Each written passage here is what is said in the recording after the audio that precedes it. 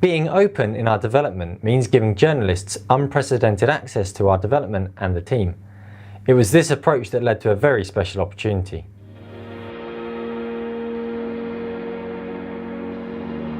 Back in September, Official PlayStation magazine got in touch to see if it would be possible to come and talk about Hellblade. We saw this as an opportunity to see how being totally open with the press would work. So it was at Gamescom this year when I realised that we had to feature Hellblade in Official PlayStation magazine. This was a chance to see a title right at the beginning and to tell a story for our readers about how a game comes together from a blank page. I introduced Matt to the team and let him talk to anyone and see anything that we've been developing. Nothing was out of bounds. So before I travelled over to Ninja Theory, I was expecting to write maybe a 2-page news story on the game, but as the hours ticked by and I saw more of the game, spoke with more of the team, it became quite evident that we needed to go bigger. That by the time I walked out of those doors, I knew it was going to be a feature and quite possibly our subscriber cover game as well. Being the featured game on a magazine cover is a very special achievement, not just because your game will jump out at each and every reader, but also because it shows real faith in your game from the editor. It's really quite rare that you get an all-access pass to a game this early on. I had pages and pages of notes, I had about 4 hours of interview content. It became very clear that the only way that we could handle this for the magazine is to not impose any restrictions on what we were going to write. We had to just write what we had, tell the story, and then worry about how it was going to fit into the magazine afterwards. So after 2 solid days of writing, we ended up with a 12-page feature. Now at this point, we already knew that we wanted it to be a subscriber cover, but we thought what would make it extra special is if we approached Ninja Theory to design us some bespoke artwork that only our subs would get. It was great to hear the news from Matt, and we started work on the cover art straight away. When we were looking for ideas for the cover art, we were looking at what made Sonoa such an iconic character. We were looking at how striking she was, the face paint, her hair. We tried to get the hair kind of to frame the image, and obviously the use of the sword. So the first step for us was to gather some reference images for the pose and the composition of the shot. The sketch they provided us was a good start, but we felt that we could explore it further. It was really a case of now which kind of personality of Senua and which tone do we want to sell within the cover. Something that feels kind of evocative but deadly in the composition, but also the fact that the back is to the viewer, so it's a bit more mysterious.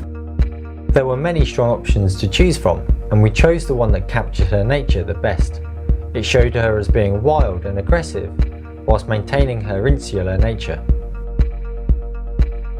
Ever since our 100th issue, we've been making different covers just for our subscribers. But what makes this issue even more special is that it's the first time we've had artwork created specifically and exclusively for those subs.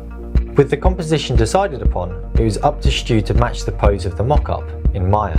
So armed with the kind of mock-up reference image in the 3D scene, we were able to set up a camera that kind of had the composition of the cover, and then it was a case of basically adjusting Senua's posture until we felt comfortable that the pose was good and it was giving us everything that we wanted.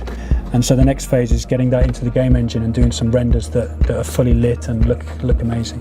With the right pose, the next step was for Mark to paint over the render for the final piece.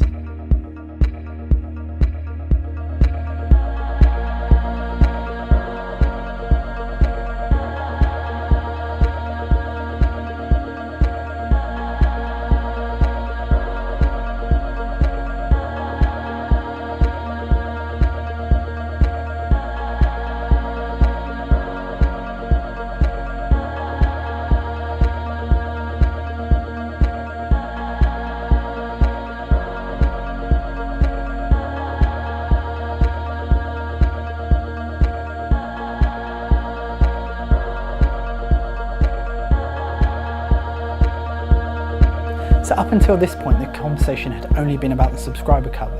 We actually had something else lined up for our main cover, but just to satisfy my curiosity, I asked our art editor to drop the key art for Hellblade onto the wallet, and the moment that he did that, I think we all looked at each other and realised that this had to be the way forward. Hellblade was not just going to be our subs cover, but our main cover as well.